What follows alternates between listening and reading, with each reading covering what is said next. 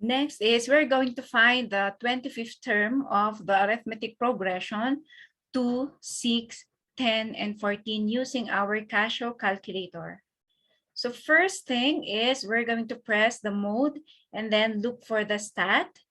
Since this is arithmetic progression, we're going to choose number 2. If we are going to look for the geometric progression, we're going to choose number 6.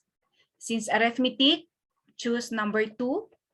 And then input now our term numbers. So we have the first term, second term, third term.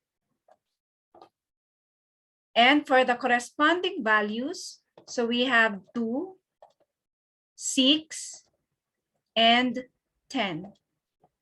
Now we're going to press AC and then shift stat, which is number 1, and then look for the reg. So that is number 5. Since we are solving for the value of the 25th term, we are going to choose number 5. If we are solving or if we're finding for the term number, we are going to choose number 4. Since we are finding for the value, it's number 5, y hat.